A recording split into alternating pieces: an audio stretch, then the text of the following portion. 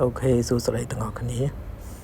ní video dùng hai bịរបៀប នៃការ ដាក់ សរ Face ID នៅលើកម្មវិធីណាមួយនៅពេលដែល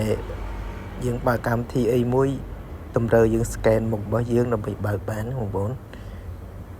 ដើម្បីសុវត្ថិភាពឬមួយក៏យើងរក្សានៅកម្មសិទ្ធិរបស់យើងឲ្យបានល្អយ៉ាងហ្នឹងបងប្អូនអញ្ចឹង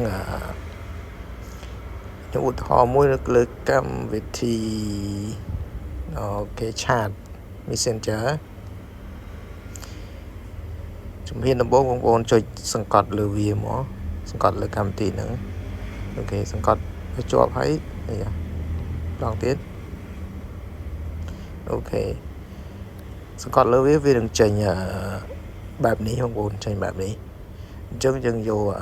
require Face ID យកទី2យើងmuốnរូប scan មុខហ្នឹងណាបងប្អូនយកវាមកអូខេបន្ទាប់មកទៀតបងប្អូនយកខាងលើគេនេះ require Face ID អូខេអញ្ចឹងវានឹង scan មុខឲ្យយើង scan ឲ្យវាគ្រីសសញ្ញាគ្រីសវា scan មុខរបស់យើងអញ្ចឹងនៅពេលដែលយើងបើកកម្មវិធី Messenger មកជាមួយឧទាហរណ៍បើកមកវាតម្រូវ scan ឃើញអត់ scan មុខអញ្ចឹងតោះតែយើងដាក់ឲ្យចំមុខយើងបានវា scan បើកបានអញ្ចឹងបងប្អូនអញ្ចឹងវាសុខភាពល្អហើយល្អមែនតើអញ្ចឹងវីដេអូ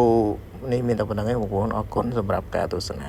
ជួបគ្នាវីដេអូក្រោយៗទៀតអូខេបាយបាយ